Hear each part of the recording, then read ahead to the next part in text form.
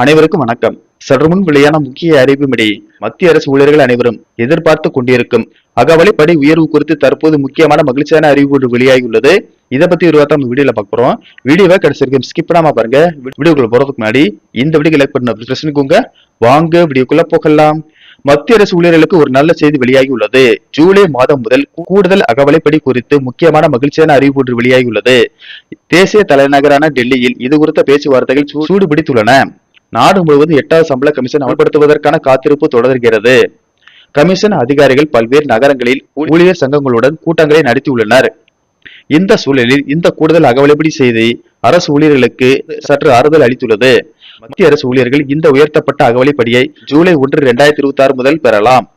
ஆனால் பணவீக்க புள்ளி விவரங்களின்படி 3% அகவலைப்படி உயர்வு உறுதியாக உள்ளதாக கூறப்படுகிறது.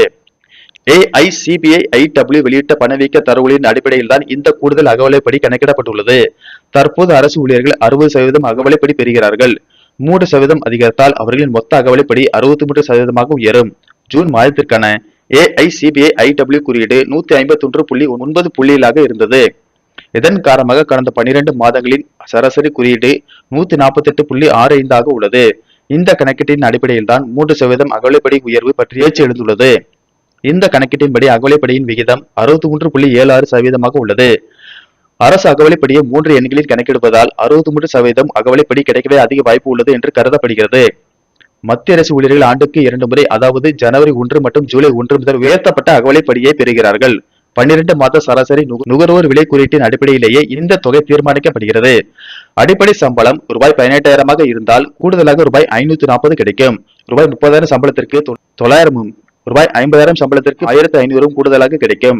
கடந்த ஏப்ரல் மாதம் மத்திய அரசு அகவலைப்படியை 2% உயர்த்தியது. இதனால் அகவலைப்படி 58% இருந்து 60% உயர்ந்தது. நன்றி, வணக்கம்.